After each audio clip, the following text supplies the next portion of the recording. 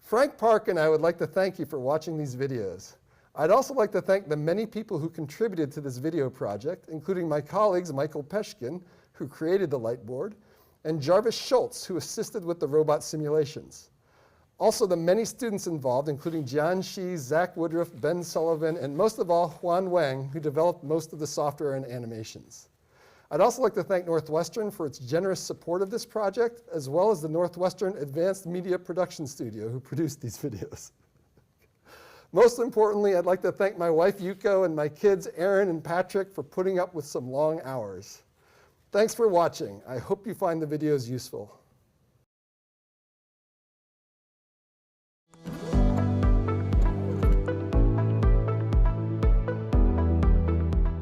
Welcome to the video supplements for the book Modern Robotics. My name is Kevin Lynch, and my co-author is Frank Park. We're shooting these videos using the Lightboard, a tool for video creation invented by Professor Michael Peshkin here at Northwestern. In front of me is a pane of glass that I can write on. On the other side of the glass is the camera. Unless you think I'm left-handed and really good at writing backwards, you've probably guessed that you're seeing the video image after it has been reversed, left to right. I'm actually right-handed, and I'm writing so that I can read the text. If this were a chalkboard in a classroom, I would turn around to address the class. With the glass and the video reversal, I can look at you and the board at the same time. This is an unreversed photograph of Professor Peshkin writing on the Lightboard. Throughout these videos, I will be referring to rotation about an axis according to the right-hand rule. By this rule, positive rotation corresponds to the direction that the fingers of your right hand curl when your thumb points along the axis. To make it look right to you, I'm using my left hand. Chapter 1 is just an overview of the book, so let's dive right into Chapter 2 on configuration spaces.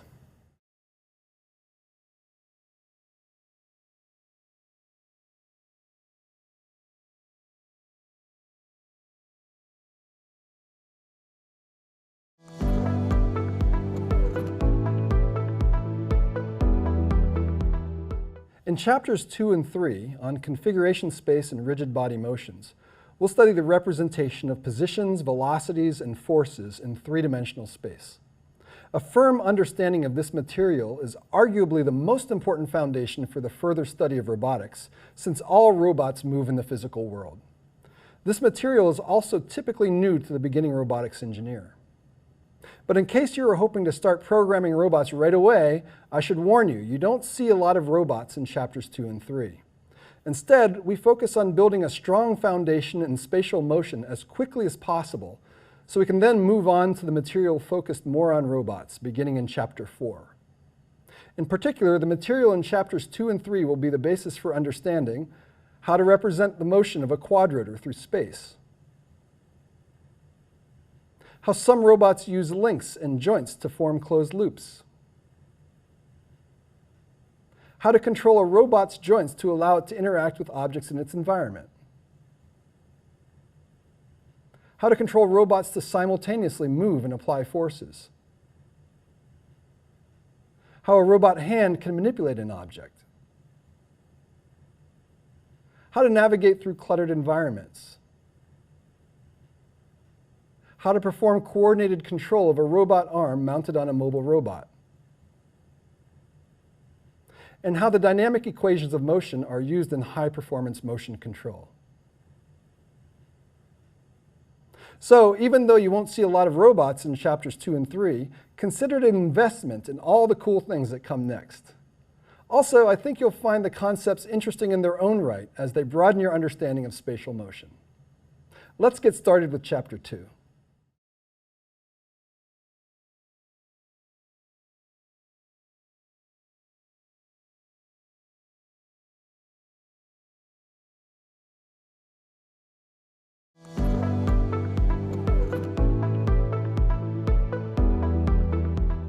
The most fundamental question you can ask about a robot is, where is it?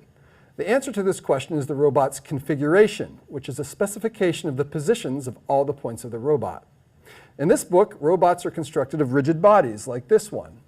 We often call these rigid bodies links. These links are connected together by joints, like this revolute joint of my Tinker Toy robot. Since the links are rigid and have a constant shape, we typically only need a few numbers to represent the configuration of a robot, compared to trying to represent the configuration of this pillow, which can be deformed in a wide variety of ways. Some robots, called soft robots, are like this pillow, but we don't cover soft bodies in this book. So the configuration of a robot is a representation of the positions of all the points of the robot. The configuration space, which we often call the C space for short, is the space of all configurations of the robot. The number of degrees of freedom is the dimension of the C space, or the minimum number of real numbers you need to represent the configuration. As an example, this two-joint Tinker Toy robot has 2 degrees of freedom given by the angles of the 2 joints. I can visualize the angle of joint 2 as a point on a circle, and the angle of joint 1 as a point on another circle. To visualize the full C space, let's rotate the circle for joint 1 to be perpendicular to the circle for joint 2. At each angle of joint 1, there is a circle of possible joint angles for joint 2, so I can replicate the joint 2 circle at every angle of joint 1. Therefore, the C space of the two-joint robot can be visualized as the two-dimensional surface of a torus. Now, for every configuration of the robot, there is a unique point on the torus, and for every point on the torus, there's a unique configuration of the robot. As I mentioned earlier, the dimension of a robot's C space is the number of degrees of freedom. Since a robot consists of rigid bodies, the number of degrees of freedom of a robot depends on the number of degrees of freedom of a rigid body. A rigid body in 3-dimensional space has 6 degrees of freedom, but how do we determine that? First, let's choose the position of one point on the body. Let's call that point A. The XYZ coordinates of point A are 3 numbers. Next, we can choose the XYZ coordinates of a second point, B. But because this is a rigid body, we can't choose the 3 coordinates arbitrarily. B's constant distance to point A places one constraint on its location. The point B has to be somewhere on the surface of a sphere centered at A, and we only need 2 numbers to represent a point on a sphere, like latitude and longitude. Now that we've fixed points A and B, there are 2 constraints on point C. It has to be on the circle at the intersection of spheres centered at A and B. We only need 1 number to specify a point on a circle. Once we've fixed the location of points A, B, and C, provided they are not all on the same line, the body is fixed in space. Therefore, a rigid body has 6 degrees of freedom. 3 to specify the location of point A, 2 to specify point B, and 1 to specify point C.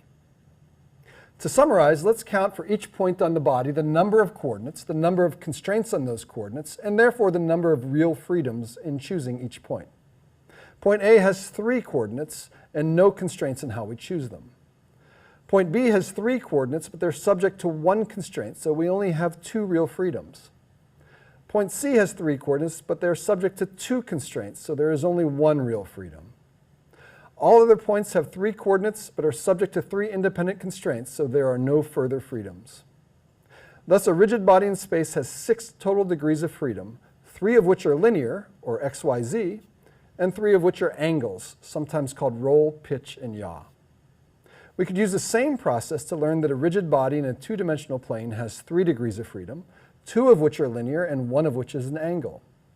We could even study a rigid body in 4-dimensional space and learn that it has 10 degrees of freedom, 4 of which are linear and 6 of which are angles. We can summarize what we've learned in this video with the following general rule, which holds for any system, not just rigid bodies. The dimension of the C space, or the number of degrees of freedom, equals the sum of the freedoms of the points minus the number of independent constraints acting on those points. Since our robots are made of rigid bodies, we can express the number of degrees of freedom more simply as the sum of the freedoms of the bodies minus the number of independent constraints acting on the bodies. As an example, we can take the 6 degree of freedom spatial body and turn it into a 3 degree of freedom planar body by adding 3 constraints that the z coordinates of points A, B, and C are all equal to 0. In the next video, we will use what we've learned to understand the number of degrees of freedom of a general mechanism.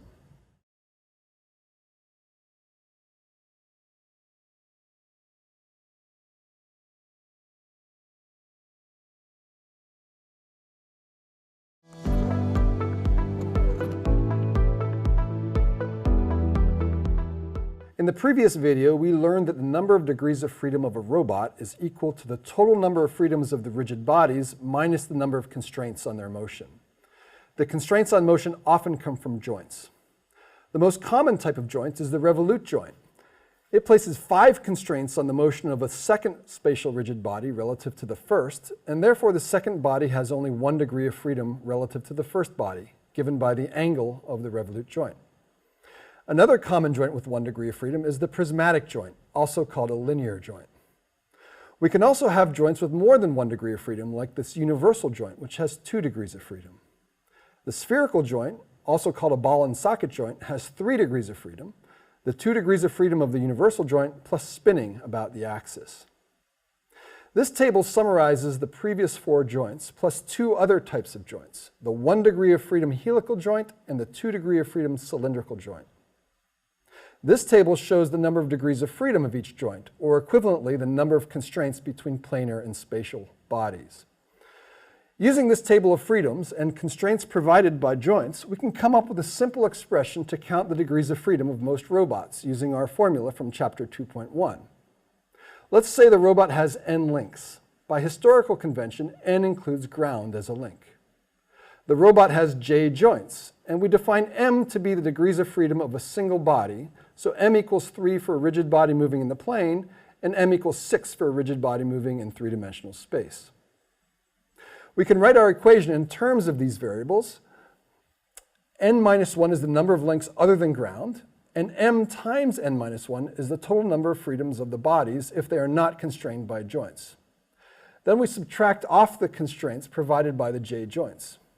Since the number of constraints provided by joint I is equal to m minus the number of freedoms allowed by joint I, we can replace ci by m minus fi and rewrite the equation like this.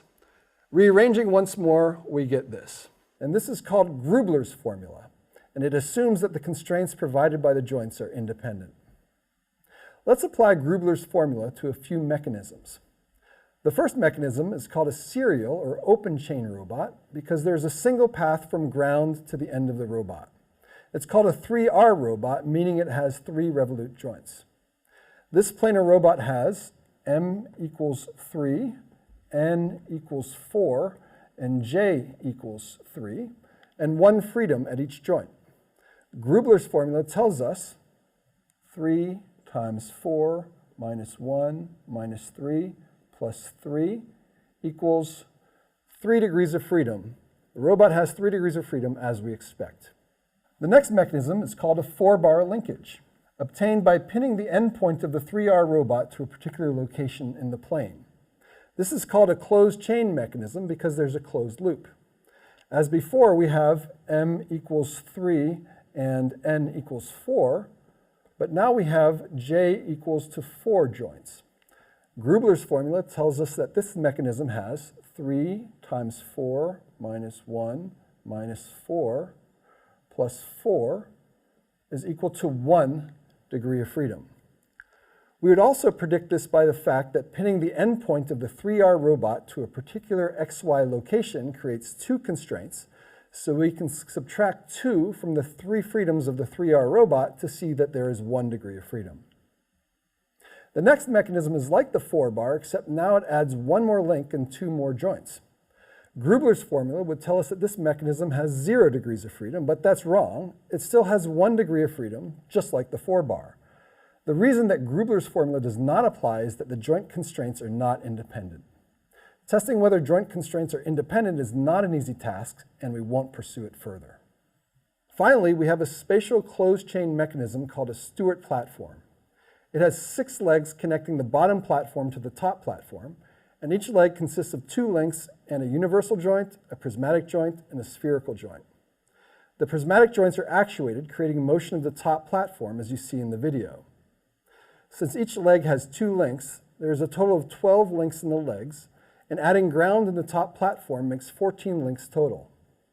Each leg has 3 joints with 6 degrees of freedom total, for a total of 18 joints with 36 total freedoms.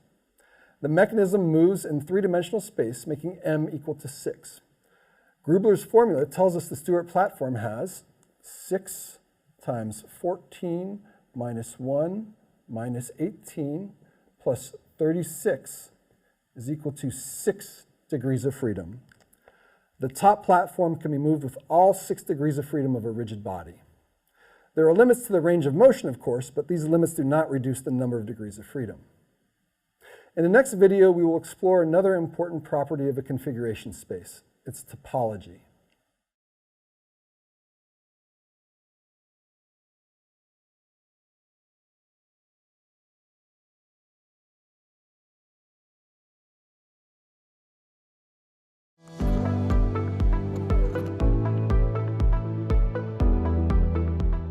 In addition to the number of degrees of freedom, another important property of a configuration space is its shape, or topology. Consider a plane and the surface of a sphere, for example.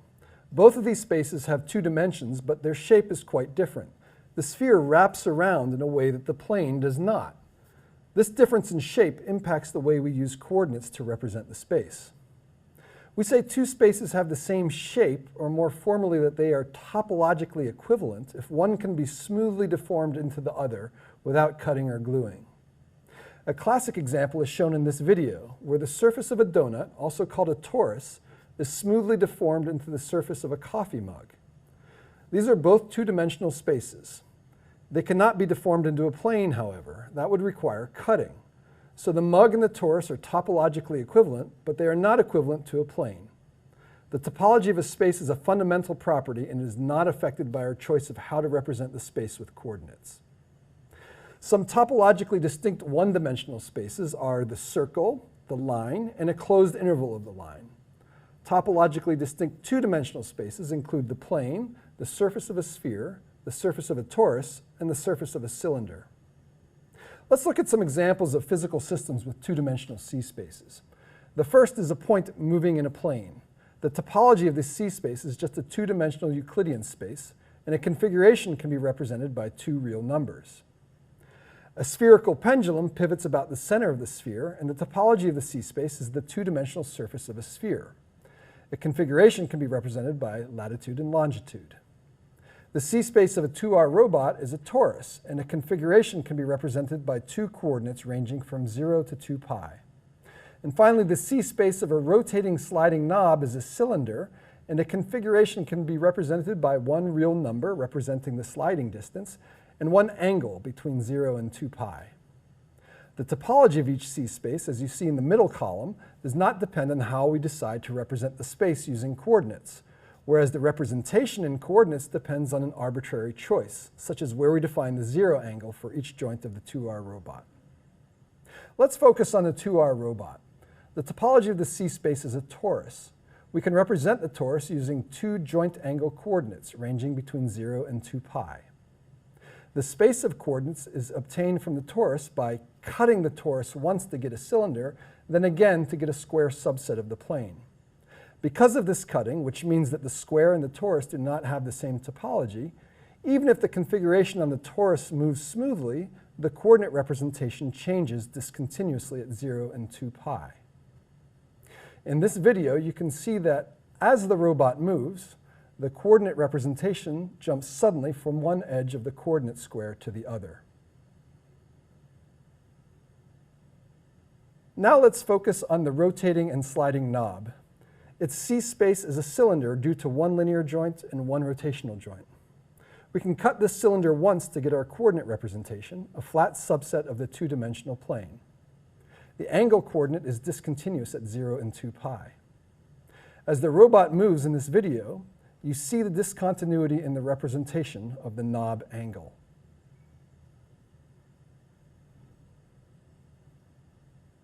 Finally, let's look at the spherical pendulum. It has a spherical C-space, and we can see its representation as a subset of the plane.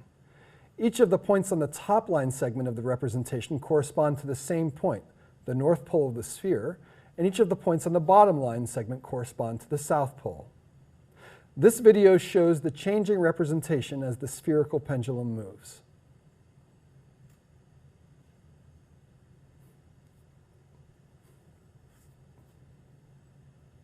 In summary, C-spaces of the same dimension can have different topologies. In the next video, we discuss different ways to represent C-spaces that are not flat Euclidean spaces.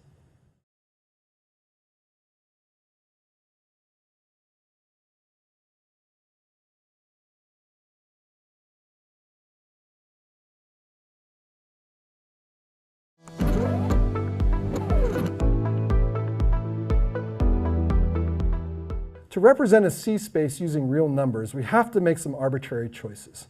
For example, to represent points on a plane, we choose a point in the space as the origin and two orthogonal coordinate axes.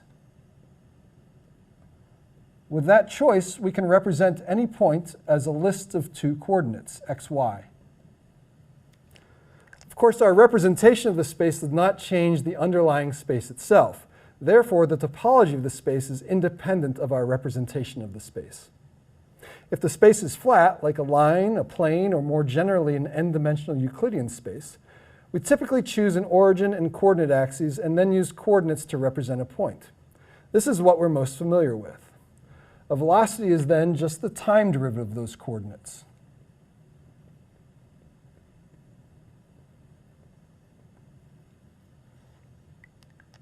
If the space is curved, however, like a sphere, we have two ways we could represent it.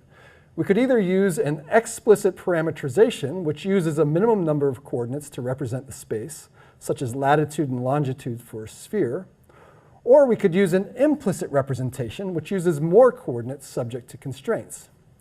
An implicit representation views the n-dimensional space as embedded in a higher dimensional Euclidean space.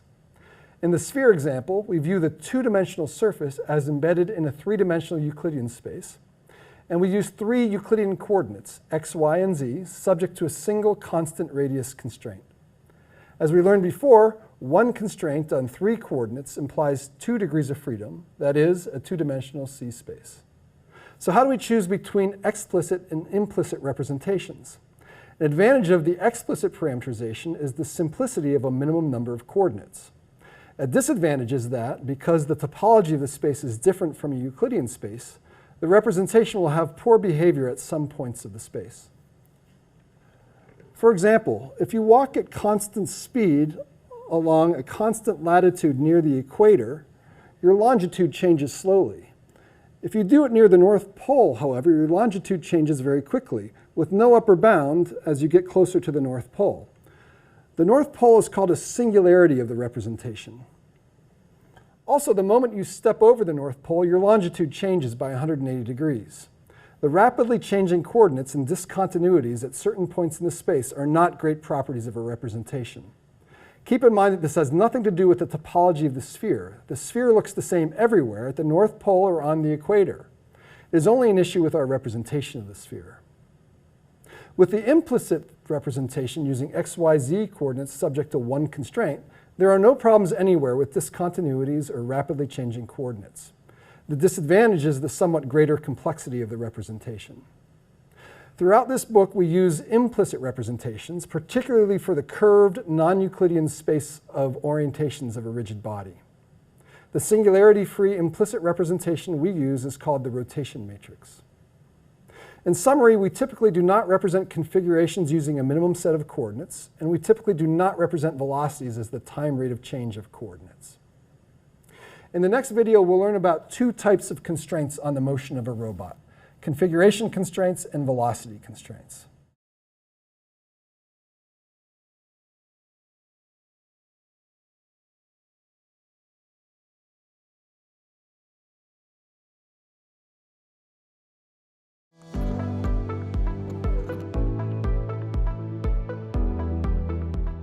For robots with links and joints forming closed loops, it is often easier to find an implicit representation of the C space rather than an explicit parametrization.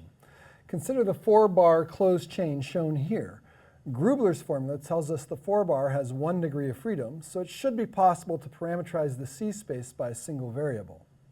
This representation may be hard to derive and may have subtle singularities, so instead we could view the C space as a one-dimensional space embedded in the 4-dimensional space of joint angles, defined by the 3 loop closure equations that say the final position and orientation after going around the loop must be equal to the initial position and orientation. If we define the vector of joint angles theta, we can rewrite the loop closure equations in this vector form. These constraints are called holonomic constraints, constraints that reduce the dimension of the C space. If the robot's configuration is defined by n variables subject to k independent holonomic constraints, then the dimension of the C space and the number of degrees of freedom is n minus k. If the robot is moving, we could ask how these holonomic constraints restrict the velocity of the robot. Since g of theta has to be 0 at all times, the time rate of change of g must also be 0 at all times. We can write these constraints as a matrix dependent on the configuration theta times the joint velocities theta dot equal to 0. If we call this matrix A of theta, we can write the velocity constraints as A of theta times theta dot equals 0, where the A matrix has k rows and n columns. Velocity constraints like this are called Pfaffian constraints. Sometimes we call holonomic constraints integrable constraints, since they are essentially the integral of these velocity constraints. In some cases, though, a set of velocity constraints cannot be integrated to equivalent configuration constraints. Consider the chassis of a car driving on a plane. If we define an xy reference frame, we can represent the configuration of the chassis as q equal to phi xy, where phi is the chassis angle and xy refers to the location of a point halfway between the rear wheels. If the forward velocity of the car is v, the xy velocity is x dot equals v cosine phi and y dot equals v sine phi. We can express v as y dot divided by sine phi and substitute this into our equation for x dot to get the velocity constraint x dot times sine phi minus y dot times cosine phi equals 0. We can write this as a Pfaffian constraint a of q times q dot equals 0, where the single row of the 1 by 3 A matrix is 0, sine of phi, and minus cosine of phi. Unlike a holonomic constraint, this velocity constraint cannot be integrated to give an equivalent configuration constraint. Therefore, we call this a non-holonomic constraint. A non-holonomic constraint reduces the space of possible velocities of the car. The car cannot slide directly to the side, but it does not reduce the space of configurations. Sideways motions can be achieved by parallel parking, and the car can reach any configuration in its three-dimensional C space. A robot can be subject to both holonomic and non-holonomic constraints. Again, using the car as an example, if we consider the chassis to be a rigid body in space, then 3 holonomic constraints keep the chassis confined to the plane, while 1 non-holonomic constraint prevents sideways sliding. To summarize, holonomic constraints are constraints on configuration, non-holonomic constraints are constraints on velocity, and Pfaffian constraints take the form A of theta times theta dot equals 0. Determining whether Pfaffian constraints are actually holonomic configuration constraints or only non-holonomic velocity constraints is left to Chapter 13. In the next video, we wrap up Chapter 2 by introducing the task space and the workspace.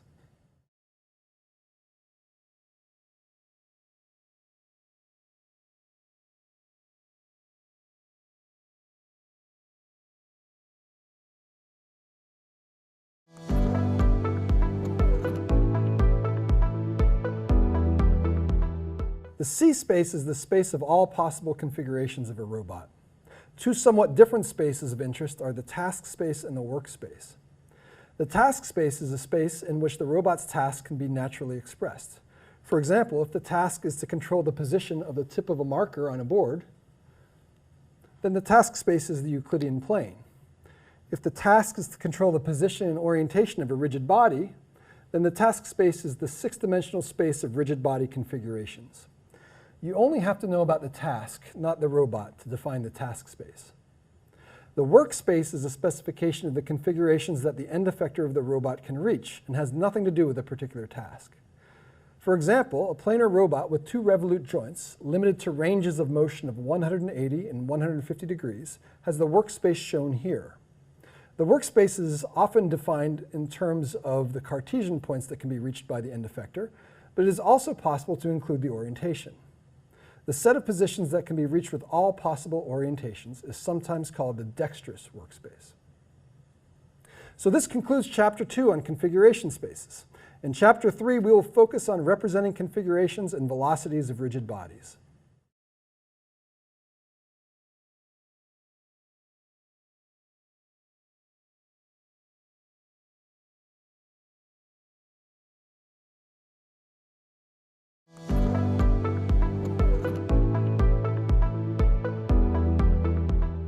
In Chapter 3, we learn representations of configurations, velocities, and forces that we'll use throughout the rest of the book. As discussed in the last chapter, we'll use implicit representations of configurations, considering the C space as a surface embedded in a higher dimensional space. In other words, our representation of a configuration will not use a minimum set of coordinates, and velocities will not be the time derivative of coordinates. This approach may be new to you if you haven't taken a course in three-dimensional kinematics before. Rigid body configurations are represented using frames. A frame consists of an origin and orthogonal x, y, and z coordinate axes. All frames are right-handed, which means that the cross product of the x and y axes creates the z-axis. You can create a right-handed frame using your right hand. Your index finger is the x-axis, your middle finger is the y-axis, and your thumb is the z-axis. If I want to represent the position and orientation of a body in space, I fix a frame to the body and fix a frame in space. The configuration of the body is given by the position of the origin of the body frame and the directions of the coordinate axes of the body frame, expressed in the space frame coordinates. In this book, all frames are considered to be stationary. Even if the body is moving, when we talk about the body frame, we mean the stationary frame coincident with the frame attached to the body at a particular instant in time. Positive rotation about an axis is defined by the right-hand rule. If you align the thumb of your right hand with the axis of rotation, positive rotation is the direction that your fingers curl. With those preliminaries out of the way, in the next video we move on to representing the orientation of a rigid body.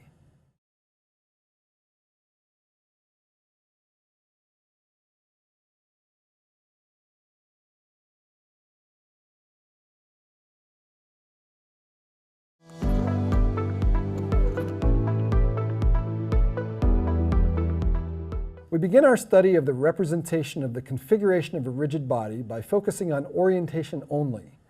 The approach to representing the full configuration of a rigid body is analogous. Consider two frames, a space frame S and a body frame B. They're shown at different locations, but we are focusing on their orientations. We can express the orientation of the frame B relative to S by writing the unit coordinate axes of frame B and the coordinates of frame S. In the coordinates of S, the xb axis is 0, 1, 0, the yb axis is -1, 0, 0, and the zb axis is 0, 0, 1. We can write these column vectors side by side to form the rotation matrix RSB. The second subscript, B, indicates the frame whose orientation is being represented, and the first subscript, S, is the frame of reference. Sometimes the two subscripts are implicit and we leave them out, writing the rotation matrix simply as R. As we learned in Chapter 2, the space of orientations of a rigid body is only three-dimensional, but we have 9 numbers in a rotation matrix. That means the 9 entries of the matrix must be subject to 6 constraints. 3 of those constraints are that the column vectors are all unit vectors, and the other 3 are that the dot product of any 2 of the column vectors is 0. In other words, the 3 vectors are orthogonal to each other. These 6 constraints can be written compactly as R transpose times R is equal to the 3 by 3 identity matrix I. These constraints ensure that the determinant of R is either 1, corresponding to right-handed frames, or -1, corresponding to left-handed frames. We only use right-handed frames, so the determinant of R must be 1. The set of all rotation matrices is called the special orthogonal group SO3. The set of all 3 by 3 real matrices R such that R transpose R is equal to the identity matrix, and the determinant of R is equal to 1. Rotation matrices satisfy the following properties. The inverse of R is equal to its transpose, which is also a rotation matrix. The matrix product of 2 rotation matrices is also a rotation matrix. Matrix multiplication is associative, but in general it is not commutative. Finally, for any 3-vector x, R times x has the same length as x. As we'll see later, this means that rotating a vector does not change its length. In the next video, we'll study 3 common uses of rotation matrices.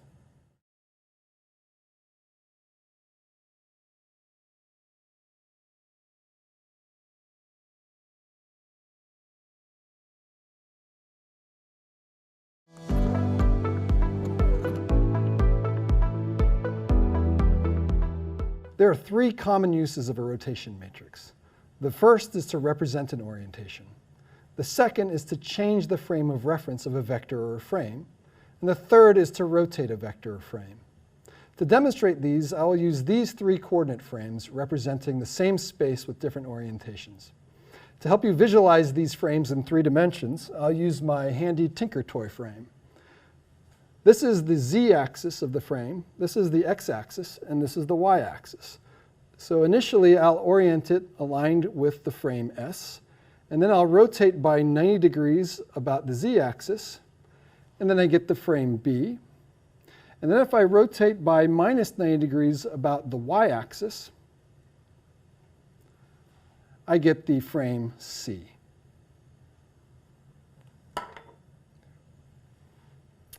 As we saw in the previous video, we can represent C relative to S by writing the coordinate axes of C in S coordinates, yielding the rotation matrix RSC.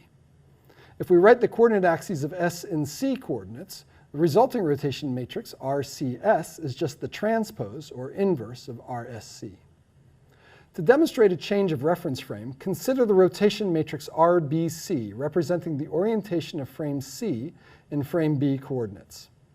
If we want to express the C frame in S coordinates instead of B coordinates, we can perform the matrix multiplication RSC equals RSB times RBC. By pre-multiplying RBC by RSB, we've changed the representation of the C frame from the B frame to the S frame, as we can verify by inspecting the rotation matrices. You can remember the change of reference frame operation by a subscript cancellation rule. If the second subscript of the first matrix matches the first subscript of the second matrix, they cancel each other, leaving the 2 remaining subscripts in the right order. We can also change the frame of reference of a vector. Let PB be the position of point P when expressed in B frame coordinates. To express P in S coordinates, we can pre-multiply PB by RSB to get PS. This operation again satisfies a subscript cancellation rule. The final use of a rotation matrix is to rotate a vector or frame. For example, it is apparent that the B frame is obtained from the S frame by rotating the S frame about the ZS axis by 90 degrees. Thus, we could consider the matrix RSB as an operation that rotates about the z-axis by 90 degrees. If we pre-multiply a vector PB by this rotation operator, we just get a change of reference frame to S coordinates, as we saw before. But if the vector is PS in S coordinates, then there is no subscript cancellation, and instead we get a new vector P prime S obtained by rotating PS by 90 degrees about the ZS axis. The vector has been rotated, but it is still represented in the original frame S. We can also rotate the frame C by pre-multiplying or post-multiplying RSC by the rotation operator R. If you pre-multiply by R, the rotation axis is interpreted as the z-axis of the frame of the first subscript, S. You end up with a rotated frame C prime, still expressed in S. If you post-multiply by R, the rotation axis is interpreted as the z-axis of the frame of the second subscript, C. You end up with a different rotated frame, C double prime, still expressed in S. In summary, a rotation matrix has 3 uses: representing an orientation, changing the frame of reference of a vector or a frame, and rotating a vector or a frame. In the next video, we will learn how to represent the angular velocity of a frame.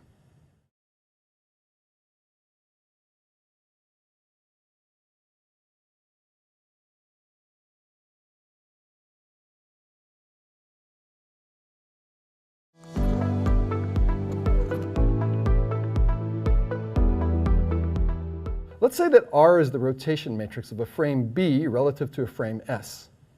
A simple idea is to define the rate of rotation of B, which is also called the angular velocity, to be R dot, the time rate of change of R.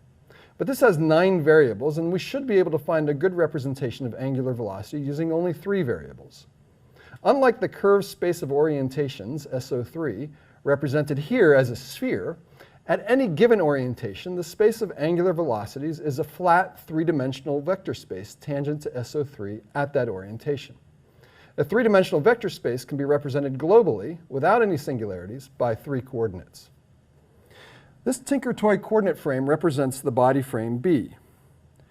Now imagine a rotation axis passing through the origin and the motion of the frame as it rotates about that axis according to the right-hand rule. Any angular velocity can be represented by a rotation axis and the speed of rotation about it. We can express the axis as a unit vector in the S frame, writing it as omega hat S.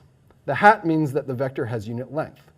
We call the rate of rotation theta dot, and we can multiply the unit axis omega hat S by the rate of rotation theta dot to get the angular velocity vector omega S, expressed in the S frame. As the frame rotates about the axis, the B frame x-axis traces out a circle. The linear velocity of the x-axis is in a direction tangent to the circle and is calculated as omega s cross x hat b.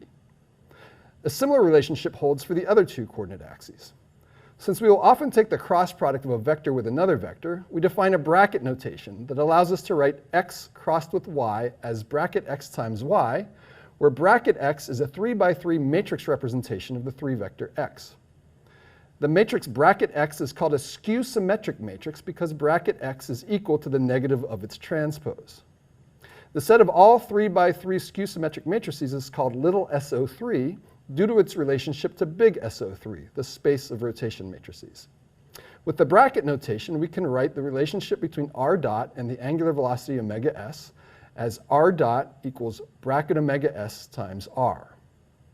The angular velocity vector can be expressed in other frames, not just the S frame. For example, we could write it in the B frame coordinates. Using our change of reference frame subscript cancellation rule from the previous video, we get omega b equals rbs times omega s, or rsb inverse times omega s.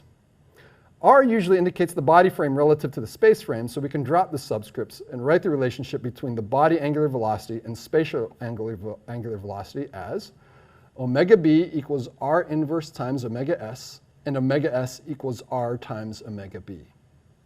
We will also find the little SO3 matrix representation of the angular velocity to be useful. In the next video, we will begin to learn how to integrate a constant angular velocity for a given time to find a rotational displacement.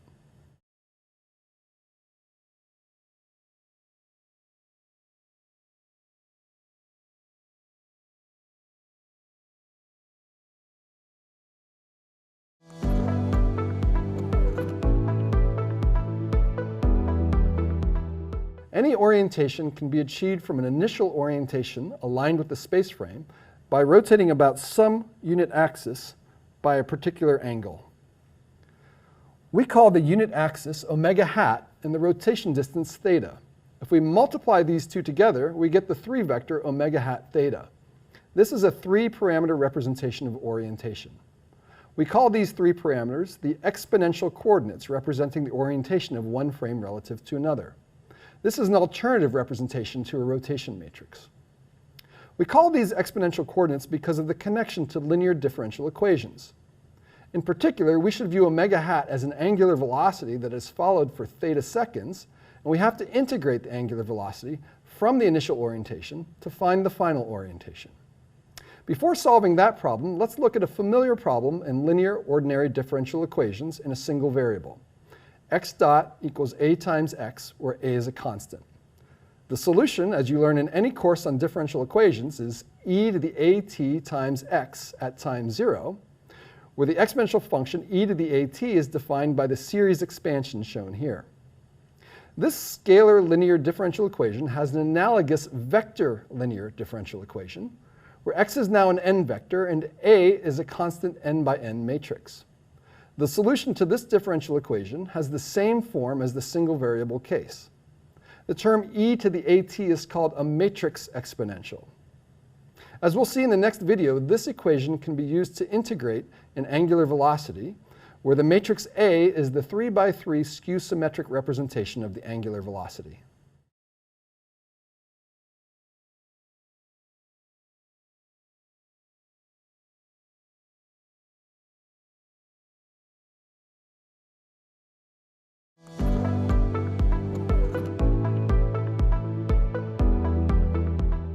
In this video, we'll see how the matrix exponential can be applied to integrate the angular velocity of a rotating rigid body. Let's start with this frame of coordinate axes, which will rotate about a unit angular velocity axis. To understand the motion of the coordinate axes, it suffices to consider just one of the coordinate axes, since the same reasoning applies to any axis. Let's call this remaining vector p. As the vector p rotates about the rotation axis, it traces out a circle. The purpose of this video is to determine the final location of the vector if it rotates an angle theta about the rotation axis. We will do this by integrating the differential equation of motion describing the motion of p. Here's a picture of our initial vector p at time 0 and the unit rotation axis omega hat. As p begins to rotate, it traces out a circle around the rotation axis. The 3-vector linear velocity is tangent to the circle at any time and is given by omega hat cross p. After rotating an angle theta, the vector ends up at p at time theta. At any instant of time, the time derivative of p is given by p dot equals omega hat cross p. We can write this as a differential equation, p dot of t equals omega hat cross p of t. The angular velocity is constant. Using our 3x3 skew symmetric matrix notation, this becomes p dot of t equals bracket omega hat times p of t. This is a vector differential equation whose solution, as we saw in the last video, is calculated using the matrix exponential. In general, a matrix exponential can be calculated using a series expansion, but when the matrix is 3x3 and skew symmetric, the series expansion has a simple closed form. The 3x3 identity matrix plus sine of theta times bracket omega hat plus 1 minus cosine of theta times bracket omega hat squared. In other words, the matrix exponential takes the skew symmetric representation of the exponential coordinates omega hat theta and calculates the corresponding rotation matrix. This equation is often called Rodriguez's formula. Essentially, exponentiation integrates the angular velocity omega hat for time theta seconds, going from the identity matrix to the final rotation matrix R. We can also define the inverse of the matrix exponential, the matrix logarithm, which takes a rotation matrix R and returns the skew symmetric matrix representation of the exponential coordinates that achieve it, starting from the identity orientation. Just as the matrix exponential is like integration, the matrix log is like differentiation. It returns the unit angular velocity and the integration time that achieves the rotation matrix R. The matrix log is an algorithm that inverts Rodriguez's formula. Later, when we're studying the kinematics of robots, the matrix exponential and log will become very useful. Basically, for a revolute joint, the unit angular velocity omega hat represents the axis of rotation of the joint, and theta represents how far that joint has been rotated. Before we get to robot kinematics, though, we have to generalize the matrix exponential and log to cases where frames both rotate and translate. In other words, general rigid body motion. We'll start the process of generalizing from rotations to general rigid body motions in the next video.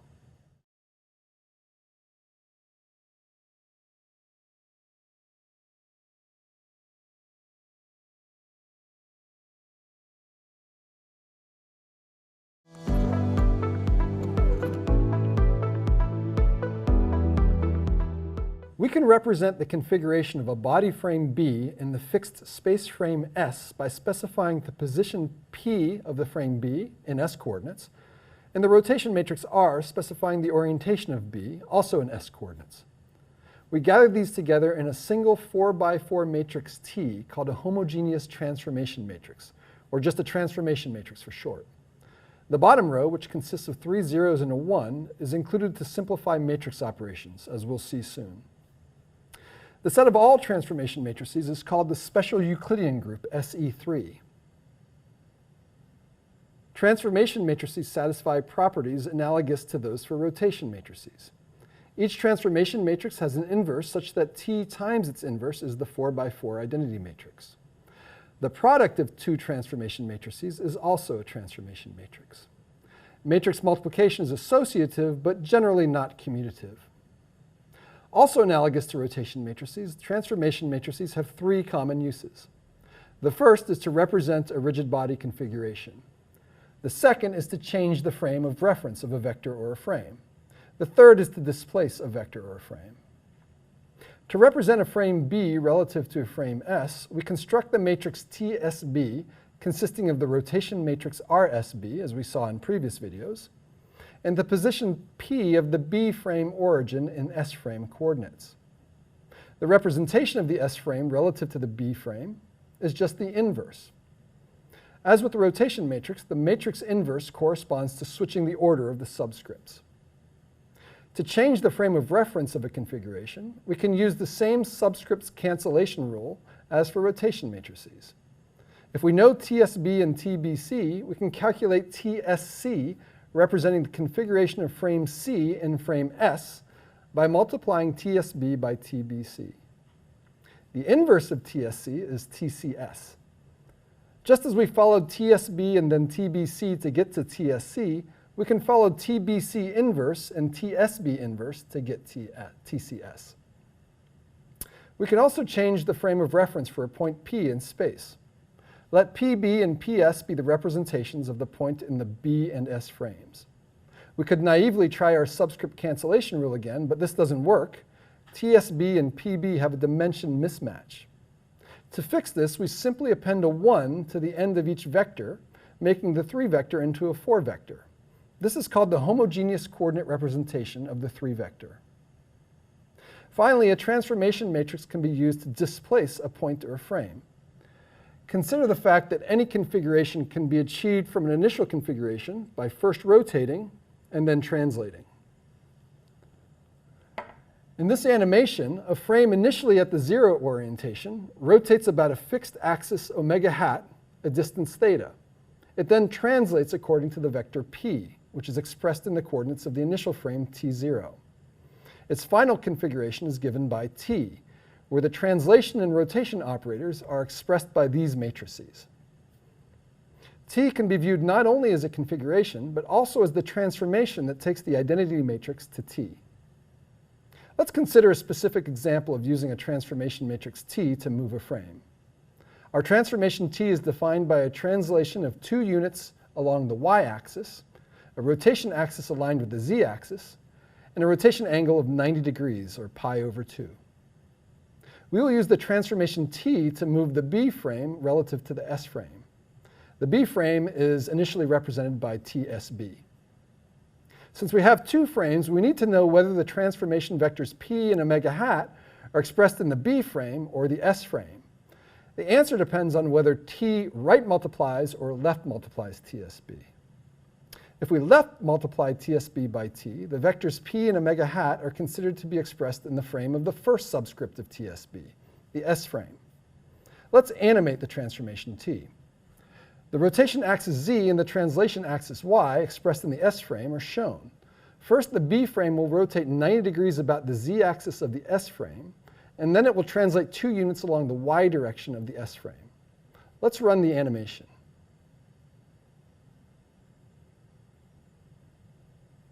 And now one more time.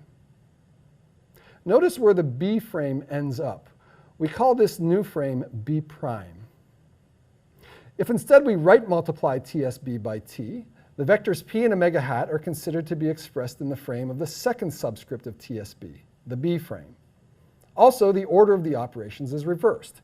First we translate TSB, and then we rotate it. Let's animate the motion. Watch how the B frame first translates by 2 units in the Y direction of the B frame, then rotates about the Z axis of the B frame.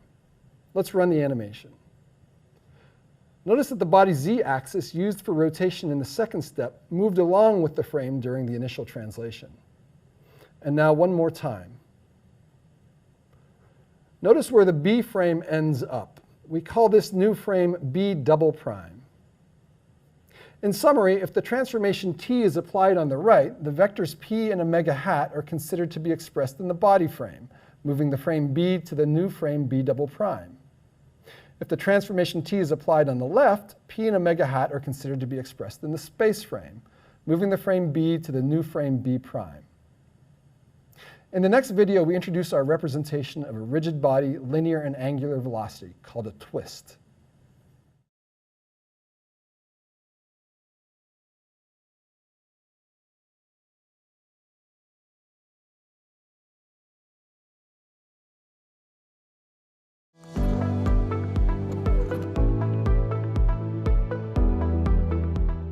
As we learned in the last video, a transformation matrix T can be used to represent the configuration of the body frame B relative to the space frame S. Now we need to represent the velocity of the body frame.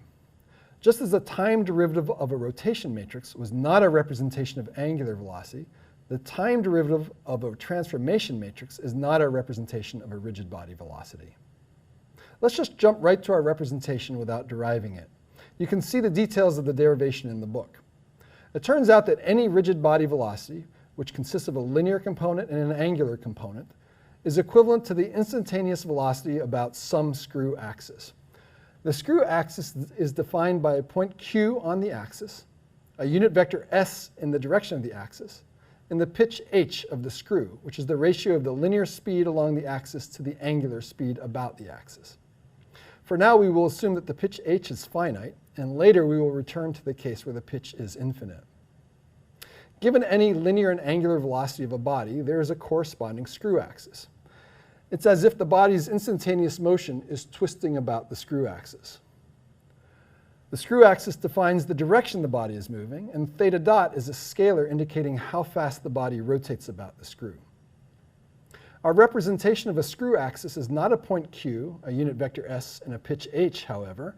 Instead, we choose a reference frame, and we define the screw axis S as a 6 vector in that frame's coordinates, consisting of s omega, the three-dimensional unit angular velocity when the rotational speed theta dot is 1, and sv, the three-dimensional linear velocity of the origin of the frame when the rotational speed is 1. The linear velocity of the origin, as you see in the figure, is a combination of two terms, h times s, which is the linear velocity due to translation along the screw axis if there is a non-zero pitch, and minus s cross q, which is the linear velocity due to rotation about the screw axis. Multiplying our representation of the screw axis s by the scalar rate of rotation theta dot, we get the twist, a full representation of angular and linear velocity. Let's look at a simple example where the screw axis is a zero-pitch screw, a pure rotation like a turntable. The axis is pointing towards you out of your screen. This is an animation of a turntable moved by the screw axis. We start rotating about the screw at a rate of theta dot equals 1. Defining a reference frame as shown, we see that the angular velocity s omega is 1 about the z-axis, which is also out of the screen. Since the reference frame is 2 units from the screw axis, the linear velocity at the frame origin is 2 units in the minus y direction, so we get sv equal to 0 minus 2, 0. We can choose a reference frame at a different location. In this frame, the angular velocity is the same as before, but sv is different. Finally, if we choose a reference frame on the screw axis itself, sv is 0. Because the frame has a different orientation from before, the angular velocity is now 1 unit in the minus y direction. We have been focusing on the case where the screw axis has finite pitch, but there are two cases to consider. The pitch is infinite or the pitch is finite. If the pitch is infinite, the motion is a pure linear motion with no rotation. In this case, s omega is 0, sv is a unit vector, and theta dot indicates the linear speed. If the pitch is finite, s omega is a unit vector, and theta dot is the rotational speed in radians per second. If the screw axis s is expressed in coordinates of the body frame b, then s theta dot is called the body twist vb. If the screw axis s is expressed in the coordinates of the space frame s, then s theta dot is called the spatial twist vs. In summary, a twist is a 6-vector consisting of a 3-vector expressing the angular velocity and a 3-vector expressing the linear velocity. Both of these are written in coordinates of the same frame, and the linear velocity refers to the linear velocity of a point at the origin of that frame. Both the body twist and the spatial twist represent the same motion, just in different coordinate frames. The body twist is not affected by the choice of the space frame, and the spatial twist is not affected by the choice of the body frame. In the next video, we discuss a matrix representation of twists, which will be used in the matrix exponential for rigid body motion.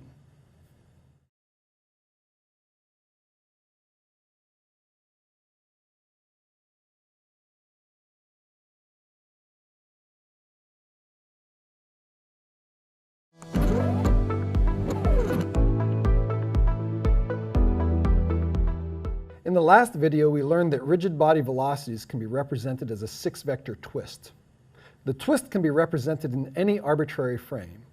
For example, the twist could be represented as VA in frame A or as VB in frame B. If we want to change the frame of representation of a twist, it is tempting to try a subscript cancellation rule, VA equals TAB times VB, but this doesn't work due to dimension mismatch. Transformation matrices are 4 by 4, but twists are 6 vectors. It is apparent that we need to pre-multiply VB by a 6 by 6 matrix. The 6 by 6 matrix we need is called the adjoint representation of a transformation matrix, and it is defined as you see here. Now we can apply a modified version of our subscript cancellation rule to change the frame of representation of a twist. By analogy to the matrix representation of angular velocity, we would like to find a matrix representation for twists.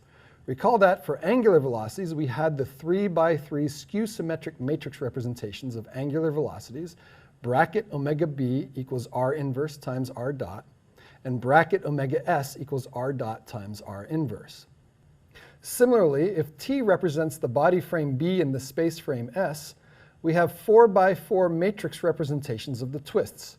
Bracket VB equals T inverse times T dot, and bracket VS equals T dot times T inverse, where little SE3 is the space of 4 by 4 matrix representations of twists. Little SE3 gets its name from its relationship with big SE3. The top left 3 by 3 submatrix is the skew-symmetric matrix representation of the angular velocity, as we've seen before.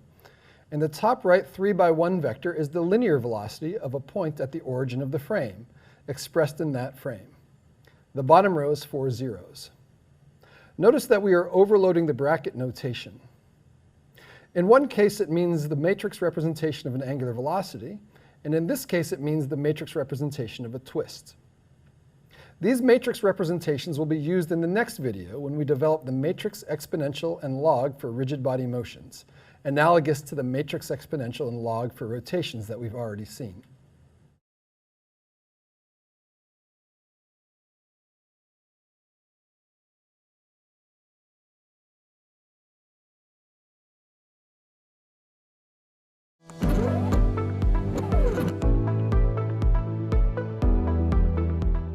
In the previous videos, we learned that any instantaneous velocity of a rigid body can be represented as a twist, defined by a speed theta dot rotating about or translating along a screw axis S.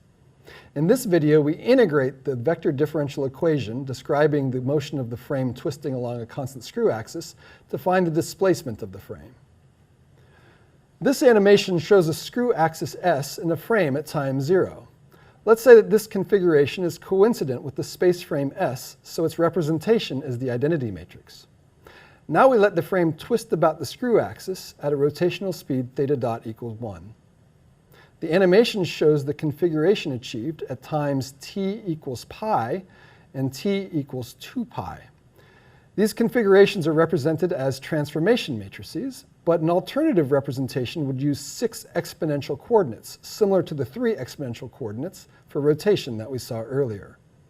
In this case, we could represent the configuration at time pi as s times pi, meaning the configuration achieved after the frame has followed the screw axis s for time pi. Similarly, we could represent the configuration at time 2 pi as s times 2 pi. Let's look at some of the analogies between rotations and full rigid body motions. For rotations, we have a unit rotation axis omega hat. For rigid body motions, we have a screw axis where either the angular component is a unit vector, or the angular component is 0 and the linear component is a unit vector. For rotations, the exponential coordinates are omega hat theta, where theta is the angle of rotation about the axis omega hat. For rigid body motions, the exponential coordinates are s theta. If the screw axis has any angular component, theta is the angle rotated about the screw axis. If the screw axis has 0 rotation, then theta is the linear distance traveled along the axis.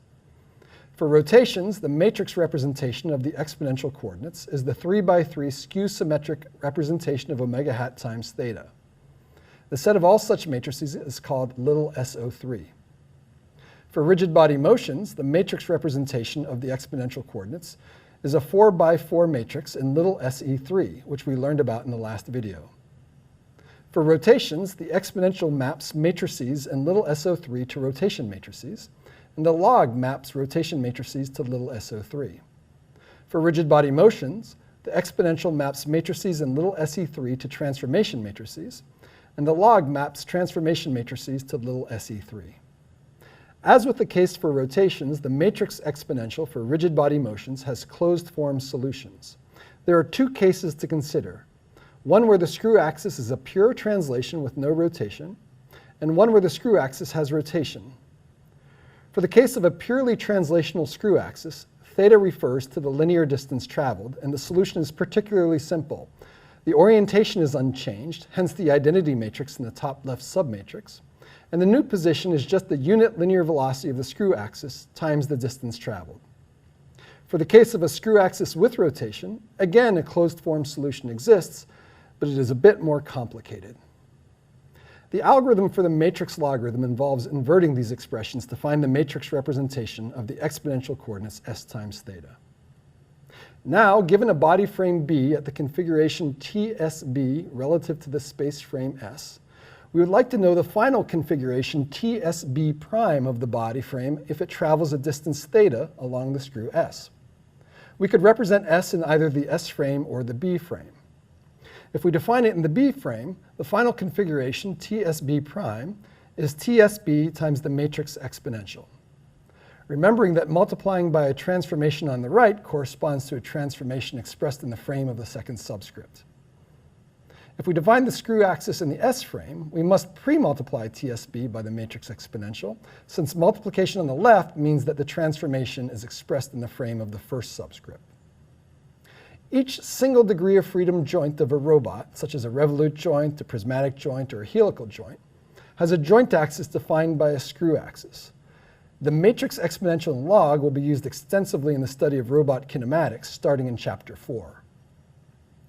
The next and final video of Chapter 3 covers the representation of forces and torques in three-dimensional space.